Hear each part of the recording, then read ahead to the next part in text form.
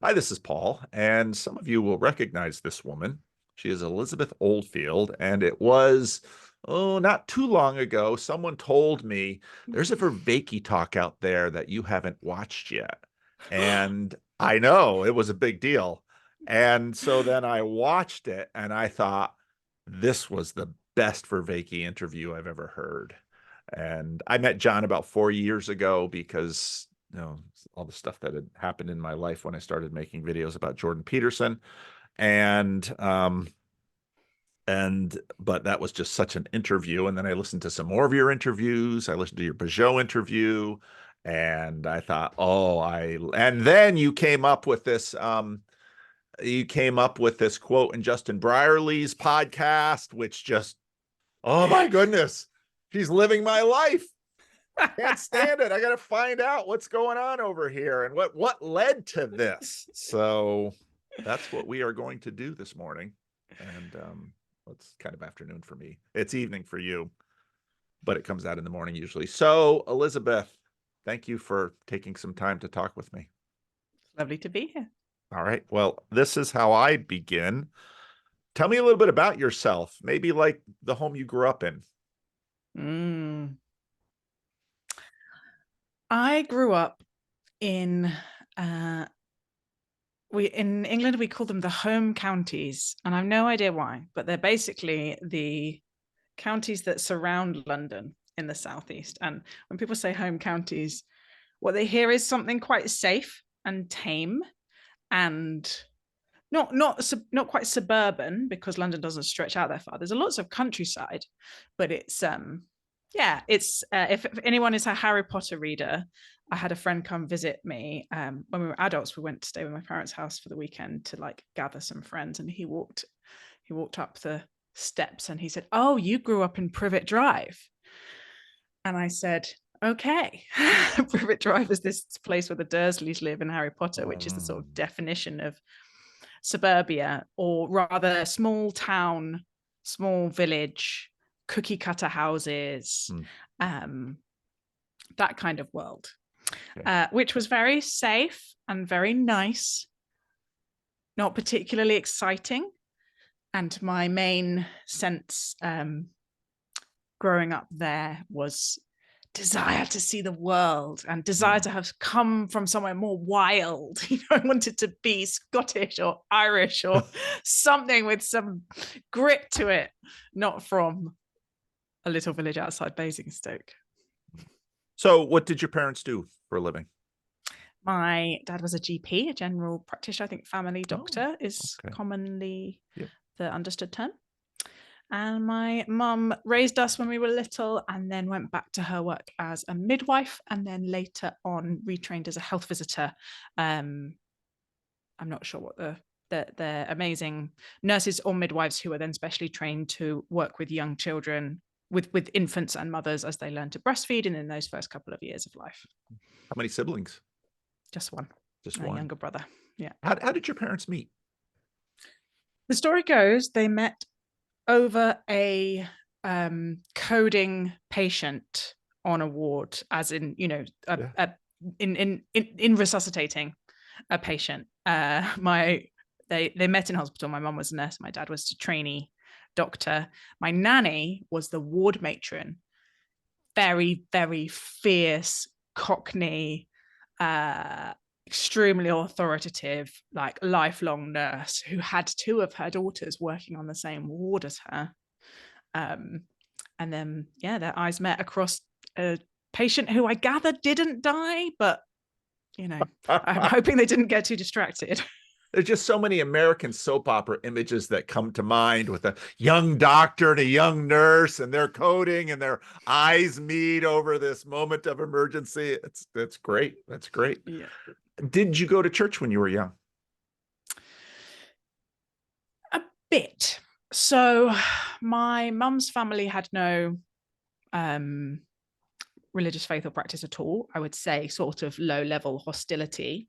In a way, there's quite a patches of the sort of British working class, I would say, for several generations have felt very disenfranchised by church, not relevant to them, didn't want to be preached at. It's just like snobby, snooty place to be. And that was my mum's family's reaction to the idea.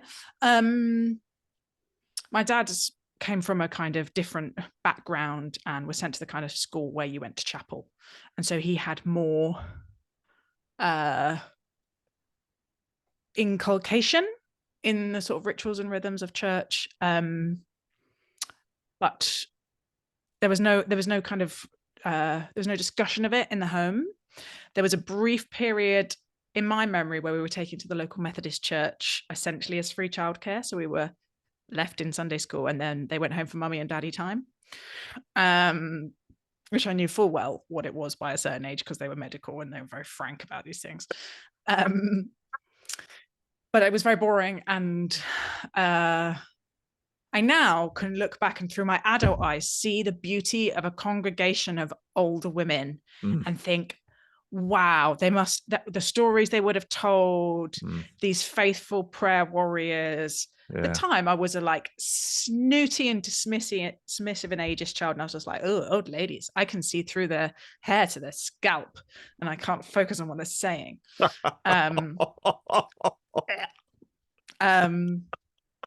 so I wasn't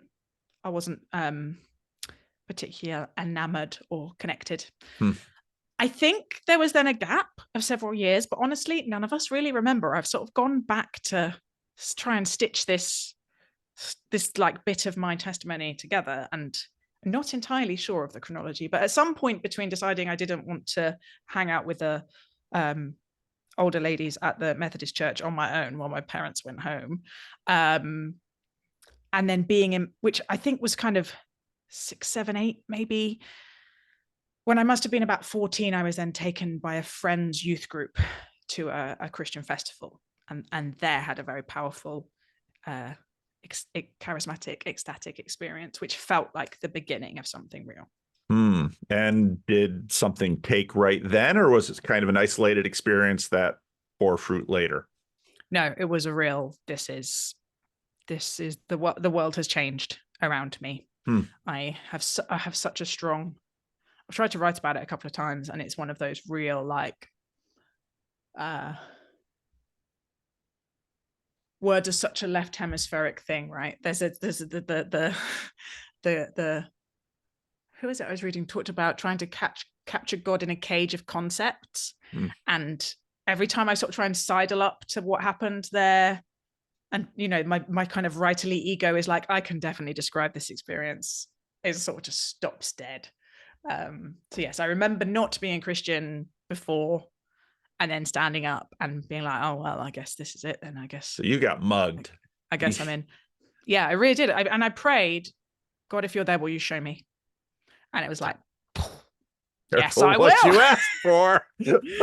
Yeah, it was undeniably answered in the most dramatic possible way. Skeptic's naive prayer. Yeah. So what did your parents think of this? I just have no memory of what my dad thought. He was a GP, so he was at work a lot. My mum took one look at my face and said, what the hell has happened to you? Like, as I can see her standing in the corner of my hallway. I had all these bags. I'd barely showered. I must have been absolutely reeking from a week in a field. And she just took one look at my face and was like, what's different? And about some point in the next 6 months or a year, could see the change in me so distinctly that she decided she wanted some of that. So she then went on an Alpha course and had her own really powerful conversion experience. Tell me a little bit more about, so you said a week in a field. Was this a retreat or a camp out or? No, it was a big Christian festival, big youth festival that, like various points of my story now, is shrouded with some sadness because there has been a recent scandal about the leader of that festival. It was called Soul Survivor. And for at least a decade, probably more, it was a place where lots of the people in my generation who became Christians found a lot of life and joy and freedom. I think it was part of the sort of the Toronto Blessing Wave thing that hit the UK Anglican churches and shook them up a bit. And it was, you took a tent, and then there was a skate park where I spent the entirety of the week before the moment that I plucked up the courage to pray that prayer. And cafes and bands and all the stuff that you do to keep teenagers happy. So, okay, so you have this experience. Do you start going to church? And what kind of church? Initially, the Anglican church that was nearest, that was it was in this moment of it's funny when you think about it. I both whenever I tell the story, there's both the kind of very personal story, and then there's the years as a religion think tank director, and the switching between the sociological language and the personal language sometimes feels like but yeah, so we were speaking in tongues and learning to prophesy over each other, and crying. I just cried so much that year after I became a Christian, and it was really normal. There was a woman called Ross. She was an American woman. What was her name? Anyway, she was very kind, and she used to make amazing Boston potatoes. And she said, "Oh, I just gave up, honey. I just wore the tissues on a string around my neck." I was like, yeah, so much emotion just pouring out of what me. year was this?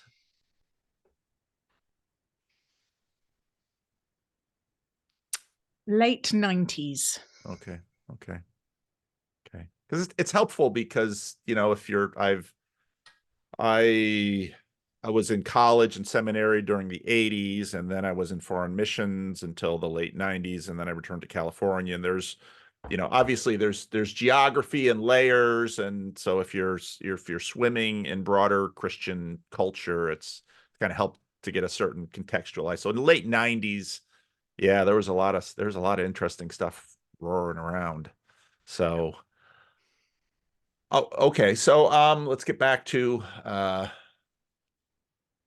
university. What did you study? English, literature, and history. Oh, okay. Where did you go to university? I went to York University, which is a small and cozy and delightful sort of small city university in the north of England. And I went there because it was delightful. Well, it had a great English and history department, and it was delightfully unpretentious. It was really welcoming and inclusive, and everyone called you Duck. Yorkshire people are just delightful. There's such a spirit of for a long time I tried to be a born again northerner. I was like, I really want to be from here, not from where I'm from. I've been to England twice, and the more I see, the stranger it all gets. Your little country. Yes, it's Old York. It's literally where that comes from. Now, okay, romance. So you're a young woman, and I know that these Christian Pentecostal youth things, boy, they can be charged in terms of romance. Were you someone who eschewed it? Were you falling for the key kid strategy, as Young Life used to say? What was that about for you? What that is? Oh, key kid strategy? Blessed are you. Well, Young Life was a high school ministry in the United States that somebody somewhere read a sociology book and figured out that if the captain of the football team became a Christian, lots of other kids would. So you can sort of pump up your stats in terms of conversions by focusing on the kids at the top of the hierarchy, and then the other dominoes will fall. How's that for a hard-bitten, cynical pastor perspective at a American parachurch youth mission organization? But there we are. Oh dear Lord, no! Luckily, I swerved that. I'm from America, after all. We do religion big here. You do it different. No, I think I sort of skipped the early teens youth group because I wasn't in and around church, and then I'm nearly 6 foot, so there was, there was just wasn't an issue for quite a chunk of my teens. Older men, creepy older men, yes. People are way shorter on YouTube. I get it all the time because I'm Yeah. Dutch, so I'm quite tall, and people see me, they're like, oh. So Yeah. all right, so that puts you in university, and you're studying English and history. Mhm. What did you do career wise after university? Did with this big change and transformation in your life, were you just set on you wanted to be ministry focused, or were you going to go out into the secular world? What? No? Okay, well, I tell have me. never wanted to be ministry focused. Really? No, Why? never. Not professionally. Okay. Say Like I more. wanted my life to be of some use for a different kind of kingdom. But I don't know. At various points people will say, oh, are you going to be a vicar? And I'm like, oh, no, absolutely not. No, so when I was growing up, I was going to be Judi Dench. Do you know who Judi Dench is? Yeah. So that was literally what I wanted to be. I wanted to be a national treasure. I wanted to be like an amazing television and theatre actor. I had 5 dance lessons a week and 3 drama lessons a week, and was all the school plays, and I did A-level theatre studies. And so I was going to go to university and get a proper degree for the sake of my parents. And then I was going to apply to RADA. That was my plan.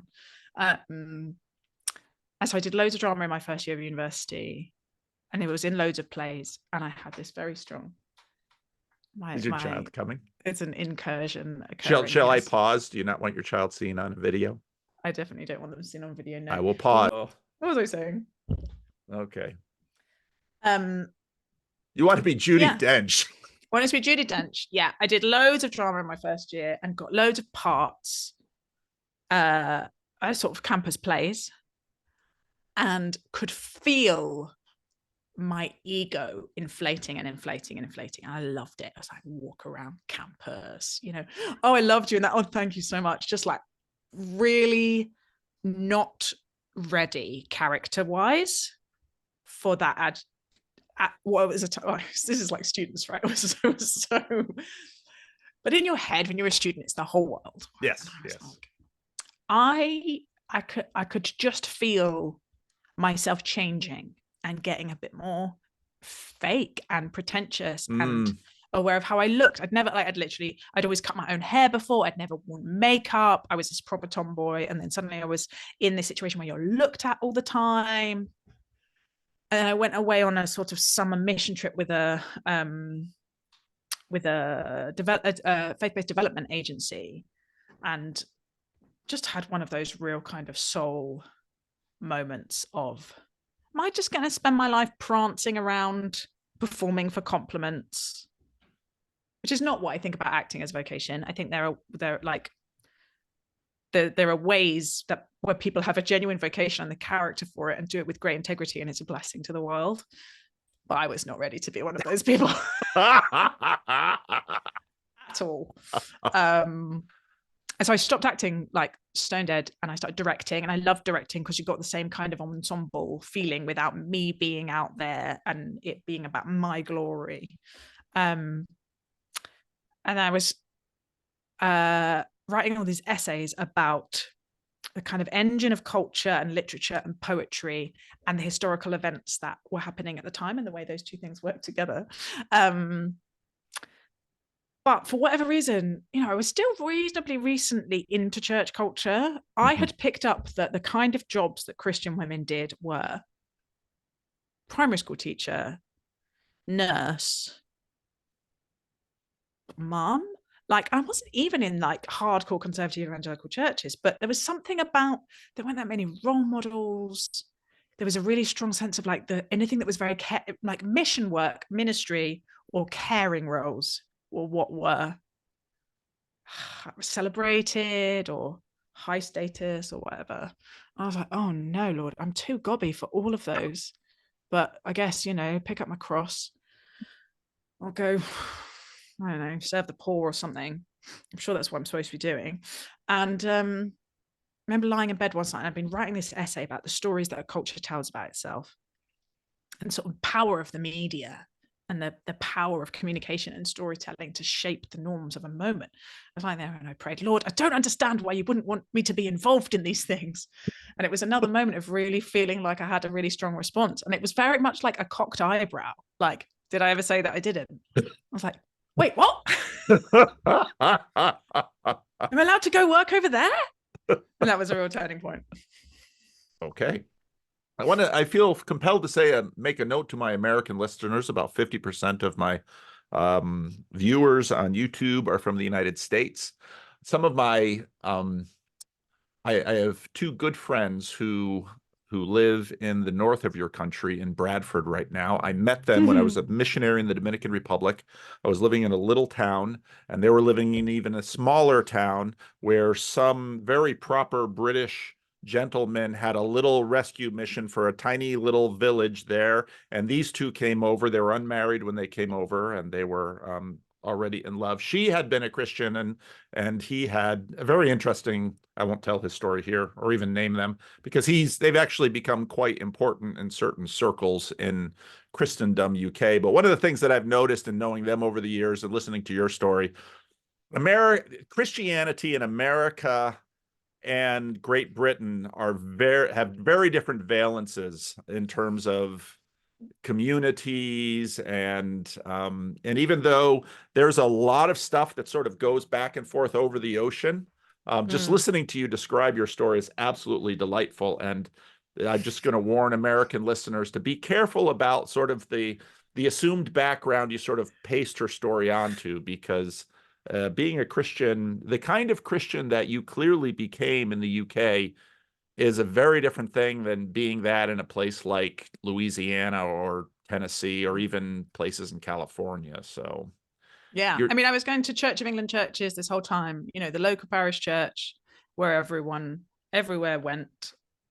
It was very much charismatic, but within the sort of sense of the mainstream establishment church center of gravity, and that didn't come with a lot of I think it's slightly on a turn now, but what you need to understand about the UK church is that it's politically much more muddled up and mixed, and so you could adopt, what I was essentially sort of Pentecostal, charismatic Christian, and be extremely pro-welfare, pro-immigration. Yep. There's a very strong strand of that in the Labour Party. Yep. The Labour Party owing more to Methodism than Marx is this classic line about the kind of key left-wing party in the UK. And so, yeah, it's right to say some of these signifiers don't work the same way here. Yeah. It's also the truth that, and I've also discovered in speaking to friends of mine from the UK, that quite understandably, most of your impressions about American Christianity tend to be filtered through the media. Yeah. And the media is kind of a distorted filter with respect to religious and political everything. So not in a kind of like evil conspiracy way. Just no, it's just its incentive structure yes. means that it gives a very partial, particular picture of everything. Yeah, and there have been many, many studies that have demonstrated that people who go into journalism in the United States, hardly any of them have any religious experience at all. Mm-hmm. And so the picture through which they view religion in America is extremely warped and limited. So just want to say that. Anyway, back to the story. Which is relevant because then I went to work for the BBC. Oh, wow. Well, that was just the providential little comment I made there. I didn't even know. You went to work for the BBC. Why did this come about? And even the BBC to Americans is kind of a confusing thing, because we think PBS, but that's not really what it's like. No, it's the main media center. Certainly, is where everyone certainly my generation. I mean, things have diversified a lot since, but it's where everyone got their radio. It's where most people got their TV. It's not a sort of politically and tribally pegged. It gets as much criticism from the left for being politically skewed as it does from the right. And I know because I worked through some of those postbacks while I was there. yeah, so having had this epiphany that it was all right for me to go and try and be involved in the world of ideas and the kind of world of the stories that a culture tells about itself, I got up that night and applied for an internship at Woman's Hour, which is the sort of flagship feminist speech radio program on Radio 4. It's very kind of stately and dignified. It does not sort of, burn the barricades feminist, but it's sort of women's issues, women's news. And went onto the campus the next day and was so excited and said, I've applied for this internship at the BBC. And every single one of my friends went, oh yeah, everyone applies for that. No one gets it. I was like, oh, I thought this was, First the Judi Dench thing, now this. Yeah. And they said, and if you want to get a radio internship, you should have been in the student radio this whole time. Like, they're never going to take you seriously because you've never done student radio. And then I got an email 2 weeks later saying, like, can you start in a couple of weeks? I'm like, okay, Lord, like, I guess this is where we're going. And so I worked there 5 years on. I started off in radio drama, which is a very wonderful and strange place, and then in television drama, and then trying to make a television drama about the Bible, at which point I had a major faith crisis and lost my faith. And then I was there for a few more years. Oh, now we got to hear about this losing your faith. What happened? I started reading the Bible properly for the first time. I had I had done some quiet times, and my quiet times had really focused very hard on the nice bits. The devotional literature really did encourage me to memorize very hard that the Lord knew that the plans he had for me, and they were prosper me, not to harm me. But I had never cracked open Chronicles. And so,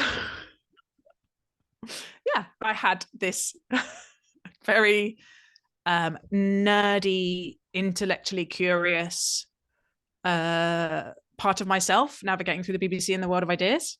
And then I had this very emotional, very beautiful, very relational faith, but there was no connection between those two parts of myself at all. And I was assigned to be a researcher on a program about the Bible, and they gave me 1 and 2 Chronicles and 1 and 2 Kings to become like a world expert in. So when you work at the BBC, you can ring up people and say, not a world expert as in a scholar, but like enough of an expert to really guide a couple of episodes of a TV drama about it. That's absolutely terrifying, but go on. Completely terrifying, I know. And everyone else I was working with had like loads of theology degrees, very experienced. It was one of those like another sort of very strange thing that I was there. And I would ring these world experts and be like, hi, I'm from the BBC. Please tell me everything you know, which is what a researcher in media does. Basically, they just like scoop out the brain of clever people. And basically the key messages were, it never happened, or if it did, God is genocidal. It was just right. Yep. Really very brutal introduction to Hebrew Bible scholarship. And I just didn't have anything. I had no foundations. I had no hermeneutic. I had no theology, really. I had nothing. And I was just like, oh, I've built my whole life on this terrible, terrible book. Like, what is this? And why is this happening? And it's not as nice as I thought it was. It just like crumbled beneath my feet. It was such a bleak, lonely. I'd moved to Manchester to work on it up there. I didn't know anyone. I didn't have any friends. It rained all the time. It was a really, really hard and dark time. What did this do to your, so deconstruction, as it's now called, the rebrand, as it's now called. This becomes sort of a dogfight on Twitter, but it is for many people an absolutely devastating thing, because you don't just lose this story that you've been living within, you lose your friend. At least in your case, your parents were secular, so although your mother sort of so what on earth, what were the consequences of this for you? I didn't talk about it with a lot of people. My friends weren't there. Mm, Like, it, looking back, it was early. It was the early to mid 2000s, which we call the noughties, but I gather you guys call the aughts, which I don't understand. Um, uh, I was really lonely. I didn't talk to many people about it. mm, I had friends, but most of them were still in London. I'd moved to London for that internship and to work at the BBC to begin with. And a lot of them were in church. And I think when you're riddled with doubts, you don't want to just dump your doubts onto other people. You feel sort of this weird, horrible mix of like contemptuous of them, but also protective of them, and somehow marked. And I hadn't yet made any new friends, and I was working with all these. My main friendship group were my colleagues who were lovely, but a lot of them had already been through this while they were doing theology degrees at Oxford or Cambridge, right. or just didn't. I was the very bouncy, naive evangelical, and I didn't want to look stupid. I didn't want people to realize I hadn't worked this out before my mid-20s. And yeah, I must have talked about it with my mum, because I don't really keep anything from my mum, Mm, but I think she probably just sort of worried about me from afar. mm, mm. So how did this change? You're working at the BBC. How did this change other parts of your life in terms of your career? I mean, did you just sort of just get absorbed into the background of secularity? No, it didn't last very long. Hmm. Basically, I was a very bad atheist. I really, really tried hard. I'm just not cut out for it. I don't like, I have this book coming out, and the the line that was coming back to is like, I felt like I should admire the kind of austere nobility of being able to gaze into the void without flinching, but I flinched. I was like, and I honestly don't, it feels incredibly inhuman not to flinch.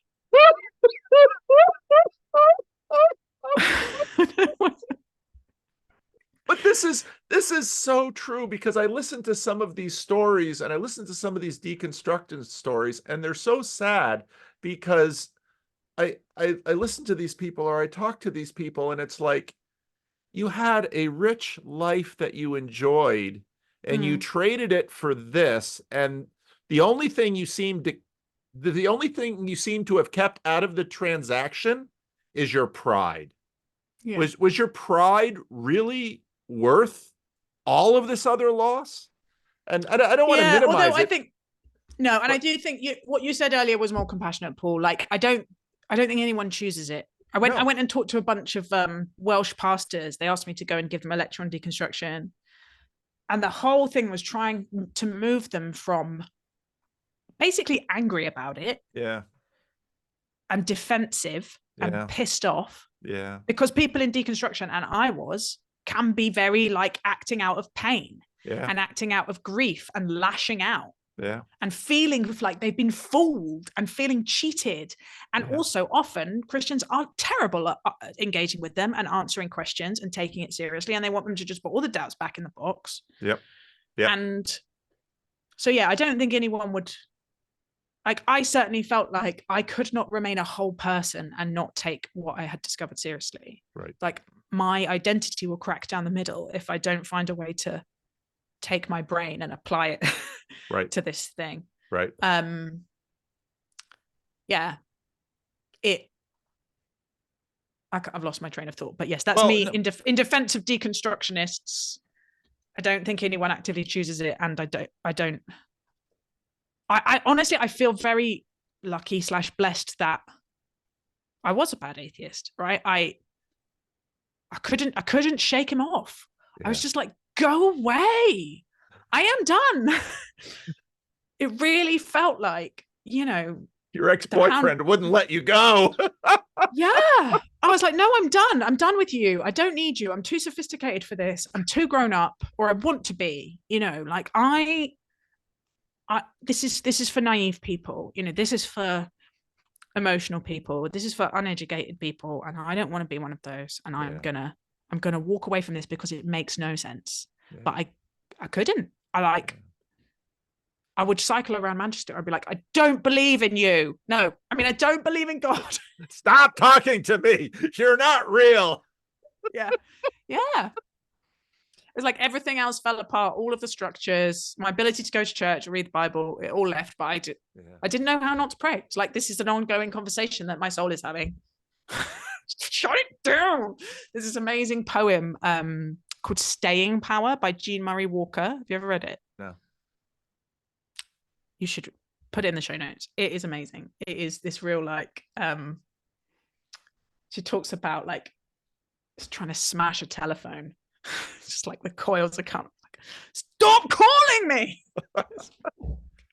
Well, you asked, you mentioned on Twitter asking about this little corner, and that has, I'll just give you a little intro into how I got here. So I'm a pastor of a dying church, but I've always been interested in things in the middle of the aughts, as we call them. I did a deep dive into Tim Keller because I needed some things. And so that led to 2 or 3 hours of listening to Tim Keller stuff a day. And then by about 2013, 14, I sort of cooled on Tim Keller. I sort of started watching things happening in my denomination. And then in 2017, early 2017, Jordan Peterson comes across my radar screen, and it's like, oh, what's going on here? Because I had seen so many people, friends, family, people I knew through church, walk away from the faith, and they'd either go down the road of, let's say, new atheism, or down the road, or Northern California, sort of new age yoga, this kind of thing. And everyone was going down that road and leaving the church, and nobody ever came back down those roads. And then Jordan Peterson comes along, and on the internet, I start seeing people coming back down those roads. And I had a difficult time finding other clergy who wanted to talk about Jordan Peterson because they're busy with churches. They don't have time to listen to 2 hours of some Jungian ramble about the Bible on the internet. But I was listening to him. And I was fascinated by it. So I thought I'd make a video, because I was doing a video with a member of my church called the Freddie and Paul Show.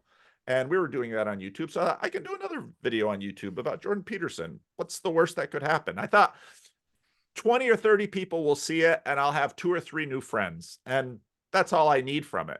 And I was unprepared for what happened. And suddenly I remember sitting in my house one day, and my son is looking at my subscriber count, and he's like, there's another one, and another one, and another one, and another one. It's like, this is weird. And then the emails started coming. Not only were they coming back down the road, they were coming back wanting to talk to me.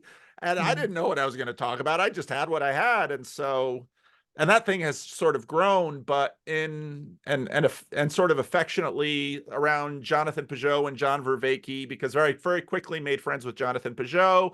And then someone sort of connected me up to take a look at John Vervaeke. And then we did an event together. And so the 3 of us have kind of been in this. And then somebody says, this little corner of the internet, it kind of stuck. And so we've got the ortho bros sort of following Peugeot, and we've got sort of the religious but not religious people sort of following Vervaeke. And around me tended to be, an even wilder group of people, because my father was a minister in a poor part of Paterson, New Jersey, that he had the spiritual gift of attracting.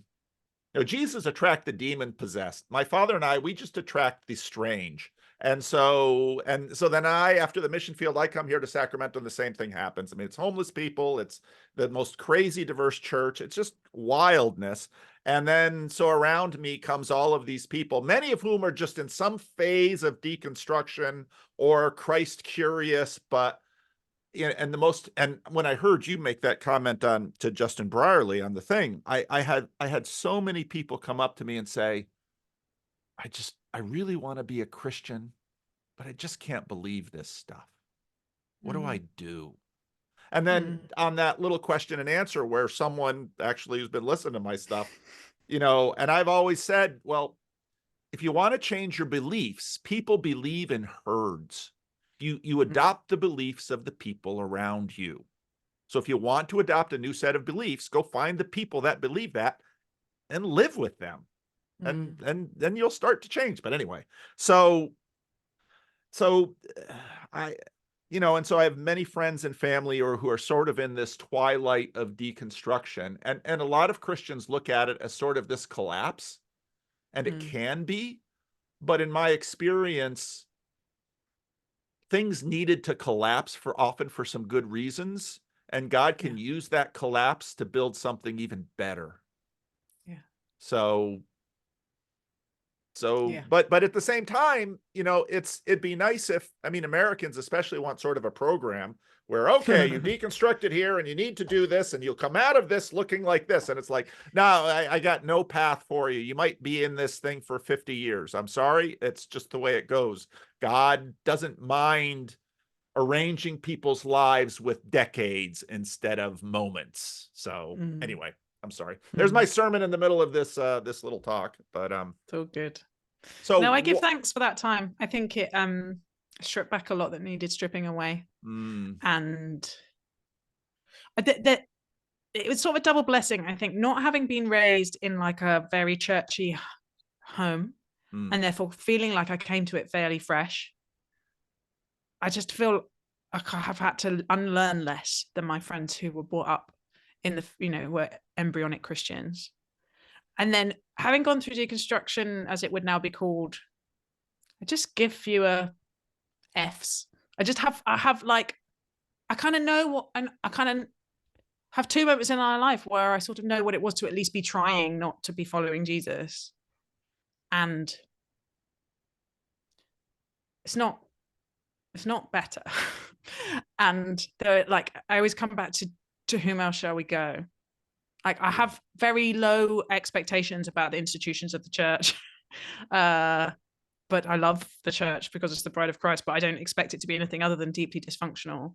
And I have very low expectations about myself and the people around me, but that's sort of fine. That feels like part of the deal. And I think having had it all fall away and then find a way back in really helps with that. I'm not clenched. I feel reasonably relaxed that I might go through it again. I'm like, I really hope that I feel this intimacy and joy and the presence of God in my life like I do in this season until the day I die. And I don't think there's any reason not to, but also, valleys and mountains, dark nights of the soul, the contemplative and the mystical traditions tell us that this is sort of part of the path. Yeah. So you clearly along the way did a lot of reading and learning about a lot of things in the Christian world. I mean, you couldn't do your podcast and your work without that. What was it?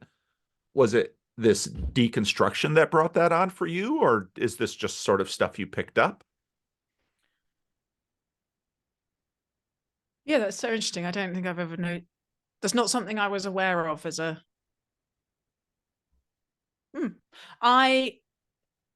So the way back in was that a friend asked me on an apologetics training weekend because someone had dropped out, and she's from my old church.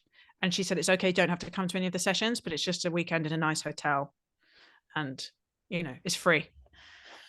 I wanted to see my friends from church, from London. I felt I was so lonely. Yeah. And I went, and it was run by a wing of the Zacharias Trust connected to Ravi Zacharias. This is what I mean. This is why I have incredibly low expectations. Church institutions, literally the two key points in my faith journey were in the consolation of men who turned out to be bad news. Wow. But the people on that weekend were not bad news. They were good news. And they were, I was going to say something incredibly xenophobic. I was like, they were the British version, which really calms it down a lot. Apologies. All right. I really appreciate the time you gave me, and you're busy. I know. We're just going to turn this off. Yeah. My camera stopped focusing on. I'm actually going to turn it on off, but you keep talking. Okay.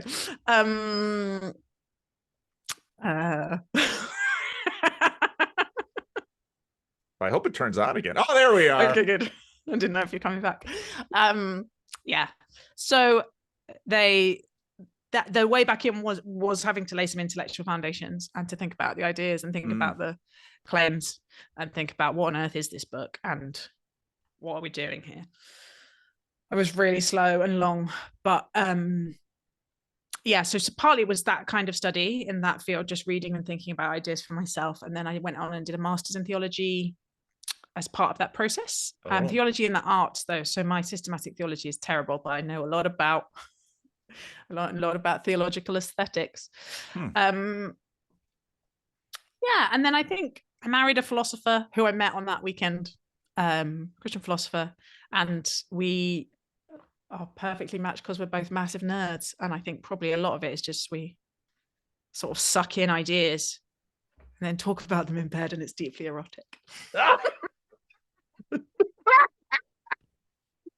I mean, you're around single Christians enough, and the truth is, I mean, you're opening up religiously, and there's people that you're attracted to around you. These things happen. So I knew this was going to get into the story somehow. It always does. It almost always does. So okay, so I don't know how far we are from whatever it is that launched this podcast, which is how I found you.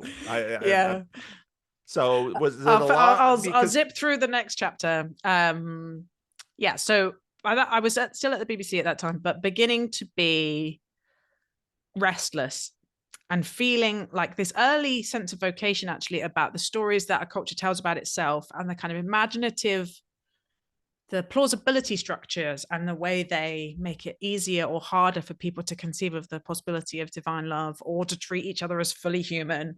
Was coming back to me, and I'd hoped to be able to do that at the BBC, and I had felt like I had contributed a bit, but ultimately in media you react to what's happening. You react to the news, you react to whoever's published a book, you react to whatever anniversary it is. It wouldn't let me make programs about what is a good life for no good reason. You need a war, and you need to be C.S. Lewis to get the chance to do that kind of stuff. Exactly. And I worked on programs like the Moral Maze, which is a very kind of flagship ethical discussion program, but even then, like, they want you to sort of to get like nice clear views. You always find yourself going for the people who are most extreme on anything, and finding the sort of messy middle where most of us sit doesn't make good radio, apparently. So I started looking around and praying about what was next, and then I ended up being the director of a small Christian think tank called Theos. And I ran that for 10 years, and it grew, and we did interesting comms things and increased our research. And it sits in kind of the UK public conversation as a kind of credible, intelligent, I think it's right, credible, intelligent, kind of open-minded but Christian voice in conversations. So it's and particularly working on things that, like last year was all about death, health, immigration, people trying to expand the idea of what we think of as like religious issues, and saying, if you have a vision for all of life, if you think that this faith has an impact for how we structure society at all levels, not just on these very neuralgic issues around sex and death, essentially, then we should have something sane and kind and engaging to say on these things. So I ran that for 10 years. Had 2 babies, came to 2016, 2017, and the combo of the Brexit referendum and the election of Donald Trump felt like a interesting nadir in our public conversations, and someone who pays a lot of attention to the kind of cultural atmosphere and the milieu that we're in and the stories that we're telling. I was just like, this does not smell good. This does not feel like this is helping us love our neighbor. This is not helping us serve the common good, create a common life where people can flourish. I didn't know how to help, really, but I was missing making radio. And so I was working with a guy called Hussein at the time, who had come in from, he'd been working for, what's the site that got really famous for listicles? Huge online news site. Oh, BuzzFeed? BuzzFeed. He'd been covering religion for BuzzFeed, but because he was a Muslim, they were like, for a while. But because he was a Muslim, they were like, go cover terrorism. And he was like, I think you'd find this issue is a bit more complicated than that. So there's more going on the religion beat than terrorism, and I wonder why you want me to cover it. Yeah, it was. Is there a wonder people sort of look at journalism cynically and just think journalists tend to be shallow? Oh yes, certainly it is an interesting formative atmosphere. So he came to us as a Christian think tank and we're like, I really want to do thoughtful things on religion, and I'm a Muslim, and I was like, let's make a podcast. So we started interviewing people about what was sacred to them, all different religions, all different backgrounds, political positions, as a way of trying to model an empathetic and curious and open engagement across difference in public life. So it is possible that this person whose position that you hate is fully human. And if you listen to their story in a very similar way as you're doing, they will stop being just a sort of two-dimensional representative of a position, and they will become someone that, even if you don't agree with, you will find it harder to hate. And it was really a peace building project in disguise. I am very exercised by the nonviolent peace building tradition, by Jesus's teaching about how we're supposed to treat our neighbors and our enemies. And that was in 2017. Okay. Is that the origin of this sacred podcast that you've been doing? Yeah. So it's called The Sacred because there is a sociologist called Scott Atran who wrote a book called Talking to the Enemy, and did a lot of work on situations of high polarization, high division, Israel-Palestine being, key then and now. And he had this idea that most of the time we function according to the sort of economic rational actor theory, that most of our decisions are, how do I maximize my comfort and my convenience, But in situations of high polarization, rational values are not at play. It's sacred values that are at play. And you know the difference because if you offer someone money to give up their sacred value, they are less likely to budge because they will feel insulted. And so the land becomes sacred in the Israel-Palestine situation, but in the abortion debate, the sanctity of human life or bodily autonomy are functioning as these sacred values that are not amenable to kind of how do we get us both to meet, how do we just work according to our interests? It's not about interests. So the fact it was called The Sacred was not really because we were a religion think tank and I was a Christian. It was because I was trying to get to deep values. But the fact we called it The Sacred and we asked people what's sacred to them did create this kind of signaling to people that it was a place where they could talk about sacred things of the spirit, metaphysics, comfortably and openly, which they proceeded to do. What have you learned doing this podcast thing? Everyone is fascinating. Everybody. You'd almost think they were made in the image of God, the way as fascinating as people can be. Yeah. And sometimes the people who you think are going to be most boring are the most interesting. And if you, and it is the bit of me that is a journalist and has a soft spot for journalists. Have you ever seen The West Wing? I've seen bits of it. I was never a devotee. There were some people I knew that they lived and died on that show. Yeah, there's a character in that called CJ who is both very tall and loves journalists, and I feel a lot of affinity with her. But you moved from Judi Dench to The West Wing. CJ, okay, CJ, keep going. I'm going to be really triggering some of your listeners, but that's okay. Yeah, the power of attentive listening. And I now do it in coaching. I have roles which are sort of akin to chaplaincy. I have always had that kind of pastoral leaning with people.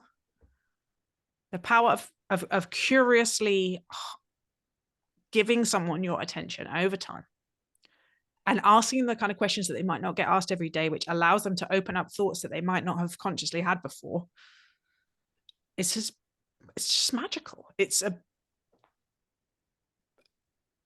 the quietest things that are the most powerful. And I think that kind of listening is sort of just deeply, deeply transformational. I've just become more and more convinced of it over time. Yeah. Some therapists have figured that out too. And it's I always thought it was this Pastor Jedi trick, and people are like, I would tell people that, what I do most of the time is I just listen to people and they're like, no, you've got to be, giving them the word, like the people coming into my office are little birds and I'm stuffing it in there. And it's like, nah, all they're going to do is choke. Yeah. You gotta, and so that was what immediately struck me when I opened up your conversation with John. It's like, they know this too. And because part of what had sort of become, so it was very strange when myself, a dramatically unimpressive failure of a pastor, as America's all about big booming churches and my church is dying, so I must clearly be doing something wrong. And then when this YouTube channel starts to take off, and because people started writing to me, and so I started just doing this, what we're doing right now on Zoom, and I was started to do it a lot. And then I noticed repetition. So then I'd record it like we're doing it now. And then every now and then I'd say, could I share this on my channel? People be okay. And that got attention because even though those videos get the fewest views, people, and then we started a Discord server because I had a local meetup and had some techies who were doing it. And then I noticed that people were doing what I was doing because I had been doing it. So basically attentive listening became sort of a core part of our culture in this little corner. And so that's been interesting. And so that's why when I saw you doing, I thought, oh, someone else is doing that. Make them stop.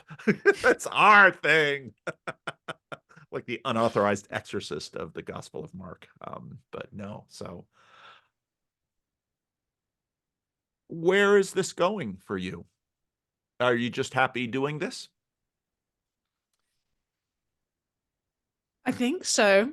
I'm not someone who has 5-year plans or strategies. Honestly, it's going to sound very pious, but I tend to go, is there something I should be stopping or something I should be starting? And then listen. It's I am surprised that we iterate and we've changed things editorially and the quality's gone up, and we moved to YouTube not very long ago at all. So the fact there's now videos of my face is still something I'm quite uncomfortable with, but the heart of the thing hasn't really changed at all. And the fact that I'm not bored of it, I'm easily bored. The fact that I'm not novelty seeking a different project or to take it in a completely different direction surprises me, but it feels like every time is a new thing because it's a new person and it's a new fragile, beautiful world of meaning that I get to just gently invite out into the world and to help people see and hear how complex each individual is and how fragile, and how actually very often the conclusions they've come to make complete sense from where they started and what they've experienced. And I probably won't go forever, but then the series that we have coming out next, we've recorded about half of it and I've enjoyed more than ever. And then after that we'll do a themed series that connects with the book that I have coming out, which will be a change, and I'm excited to see how that goes. But then we'll pray and see where it goes next. And I have no idea, Paul. It's a very long-winded way of saying I've no idea, but I'm really enjoying it. Good. I don't have a problem with that. Tell me about the book. It's called Fully Alive, Tending to the Soul in Turbulent Times. I have a proof. Let me get it. Ooh.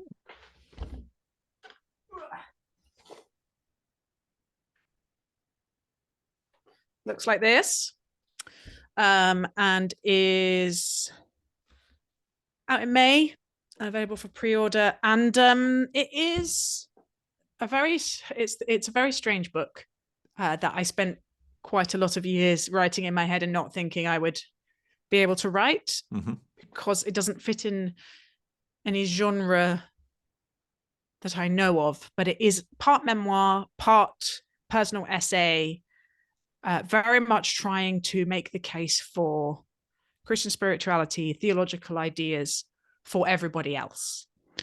And so I have so many contacts, so many friends who are deep thinking, seeking meaning, you know, asking questions about how we build society, asking questions about where the world is headed, desperate for places to sort of steady their souls, but will look anywhere else. The UK is just like Buddhism, Hinduism, many of them taking lots and lots of psychedelics, some of which is proving extremely missionally fruitful, which is interesting. Yeah. Some of which isn't, because I see those too. Yeah. There's a very complex environment but fascinating. And anyway, yoga, stoicism, not Christianity. Like it's just somehow ruled out of ancient wisdom. Yeah. And so I am trying to write a book that is accessible to people who have some right and grounded nervousness about the institutions of Christianity, who might be people who have deconstructed, or people who all they see is the sort of media portrayals of the worst of the church, but want wisdom. And I'm trying to translate across that divide and say these are just like 2 millennia of deeply astute psychological understanding of how humans work and what we need and how we change. And let's not lock them in a dusty box and forget about them, because particularly now, given the changes that we're seeing in the world, we are going to need wisdom. We are going to need the things that can help us love our neighbor over time. We're going to need the things that help us grow in virtue. We're going to need to actually grow up our souls and not just be these like passive puppets of media consumption and stimuli. Well, it's good. Do you know who Jordan Hall is? Jordan Greenhall? I don't think so. A friend of John Vervaeke. Very much. So I knew David Fuller, Rebel Wisdom, that whole space. Yeah. Jordan was on Rebel Wisdom. Just this morning, I get onto Twitter and people are all over me. Jordan Hall has become a Christian. After this, I will send you the link to the podcast where he tells about his story. And when you hear it, it will be like, oh, yes, this is what's happening in sort of an intensified version. So I will send you that link. Would you talk to randos? Who are randos? I sort of know that this is called Randos, but I still don't. Yeah, this is called Randos because well, you were a rando to me until you talked to John Vervaeke. My sense is on YouTube and in the media, we tend to look to interview people who have achieved a degree of status in one field or another, and that tends to be the consumption. And part of what for me makes this little corner special is because just like you said earlier, people are incredible, and in almost every case, if you actually, maybe with a little bit of help, because it's not necessarily an easy thing to tell your story, and so kind of what I do with people is kind of help them, look over here, look over there, what was with that, because so much of since once we had these representational medias, newspaper and then radio and then television, the mass media, and now YouTube, social media, these images are recalibrating everybody's worldviews in such subtle and powerful ways. And so I don't know if I don't know if you could. I mean, the reason I can do it is because I'm the pastor of a dying church, and I'm 7 years from retirement. And I remember when I told my son, he said he was doing a little political thing because I got 2 kids that are in politics, and he said, well, what about YouTube? I said, don't go on YouTube. YouTube is a place for people with little to lose. Sorry, you have a think tank. You're doing it right. I mean, you've got some stuff there, but I think there is real power in people's stories, and I know full well that if I do a conversation with Jonathan Peugeot or John Vervaeke, people watch it. Yeah. If I do a conversation with some random person, hardly anybody will click on it, but some will. And what I sort of learned watching, so I'm a third generational minister, watching my father minister in a very poor part of a very poor city, is that, just like you said, people are amazing and their lives matter to God, and God sees them. Yeah. And so every now and then I really like it if we can help people be seen, and in all their strangeness sometimes. So I guess that's just a thought. If you ever sitting around thinking, who should we have on here next? Yeah. Pick up a rando somewhere. And so I've tried to maintain a way that anybody can get on my channel, or at least anybody can get a conversation with me. They might not get on the channel, but almost everyone does. So anyway, so that's just a thought. Why don't they? That's just me being nosy. Why don't they what? Is it because something in the conversation feels too private for them to put up, or? That's usually the reason, because we start talking and they have to talk about how they've been hurt and what their parents did, or what an ex-spouse did, or something like that. It doesn't belong on YouTube. So actually I started a membership section because I've got other people, and there's a valence between men and women in this too. Because it's just different for women on YouTube than it is for men. It's different for women in the public eye in general. Exactly.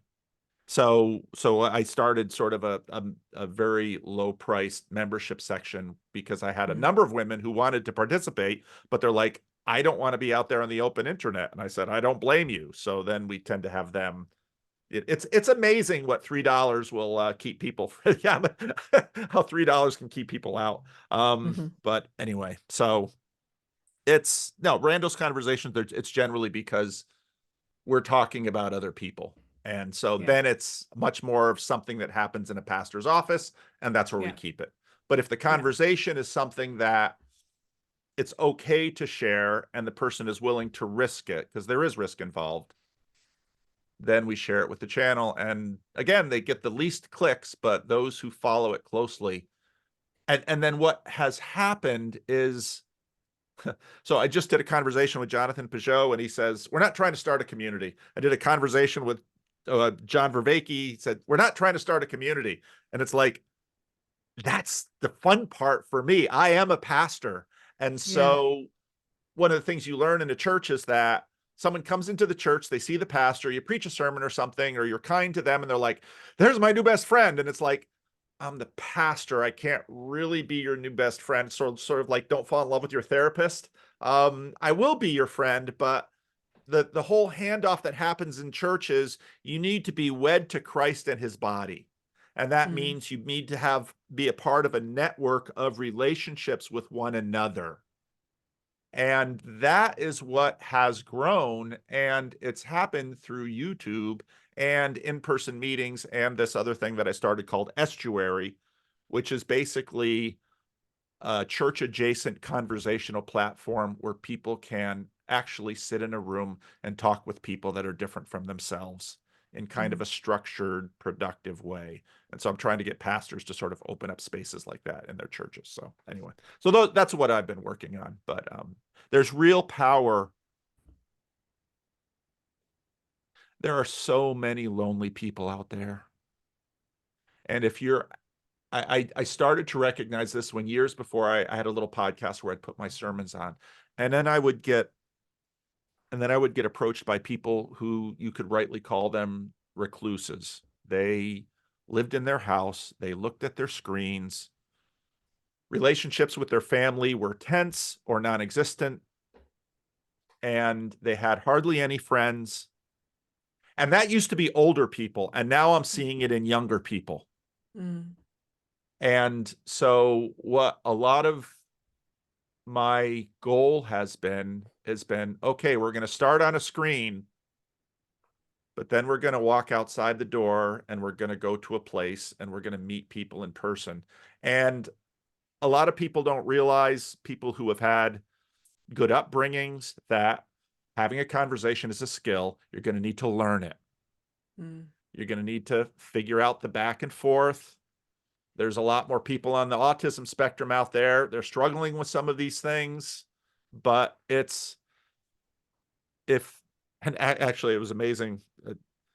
If we have any hope of getting through the kind of polarized, destructive world we're creating now, it's going to have to be because people can have conversations with one another that they're very different from, and learn friendship, because you will not live in this world if you can't have a friend, and so many people don't have even one.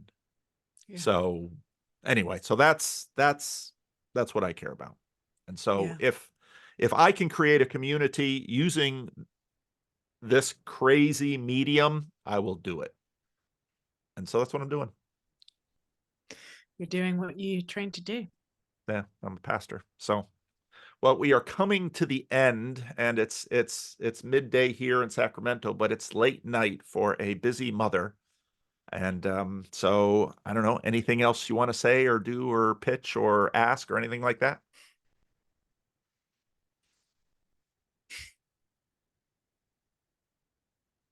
No, I think we should end it on what you just said, because it's beautiful and profound. Well, thank you. And yes, if you haven't found The Sacred, I'll put a link below, and it's in podcast longer. And so if you want to, I mean, a lot of people listening to me, the Vervaeke, you talk to Ian Lagotza, you got Nick Cave. A lot of people around are like, how, I can't get Nick Cave to talk to me. You got Nick Cave. Good for you. Thanks. So, but they've got a wealth of things, and the reason I do these conversations like I do is because, just like you said perfectly, if I got you on here to talk about all of your ideas, then you're kind of a sock puppet talking about ideas, and nobody's going to care about your ideas until they care about you. And the only way they're actually going to care about you is if, usually, once we go through your story, they will find something in your story that connects with them. And then, oh, well, I might not agree with her. I might not be a Christian. I might think it's all hogwash, but she's a real life human being. Yeah. There's another thing I realized I've been doing intuitively, which is, if you get people talking about their childhood, the listener imagines them as a child, and then they're immediately less threatening, and you feel a protectiveness, I think, to most people when they talk about their childhood, and it then lowers that fight or flight threat reaction that we get to people that are different from ourselves, and it allows them to really hear them in a way that they might not if you go straight in with their big fancy job when they were in their 20s. Yeah. Anyway, Elizabeth, you have I hope you have a restful evening with your husband. I hope your children stay in bed. So do I. And thank you so much for this. I'll probably clip it a little bit and then put it out next week or so. It's been a joy, Paul. Thank you so much for having me on to talk to you. All right. Have a good evening. Bye-bye. God bless you. God bless you. Well, do you want me to say a prayer for you? I'd love you to. I do that. Yay.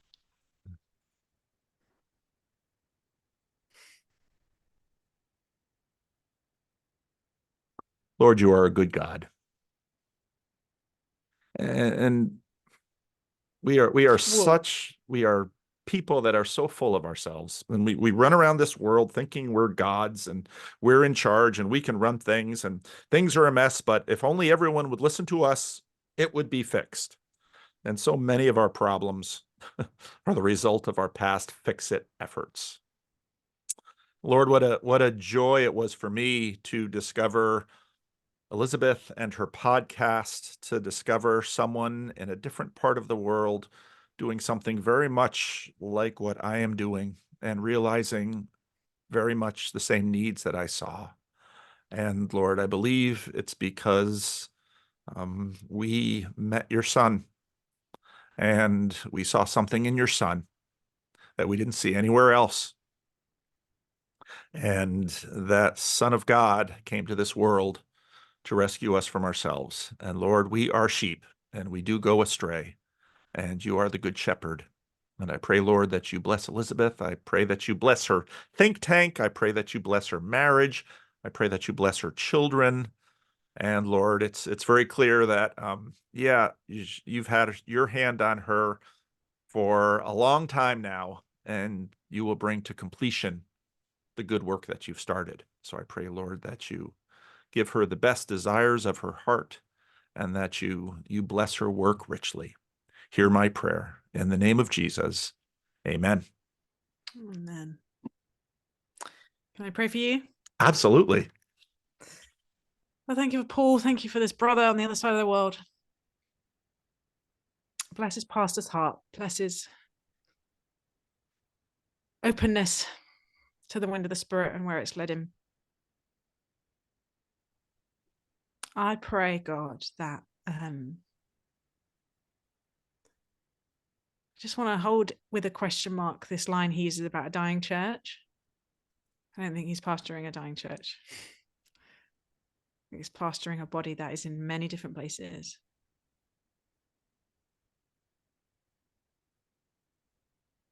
Your bride is so beautiful and so bruised. Pray strengthen Paul as he leads and tends and wants to be a good shepherd like you are a good shepherd to us. Would you give him even more integrity and humility and courage? Would you give us both those things, Lord? Keep us from ego in these places and these platforms that want to feed our egos.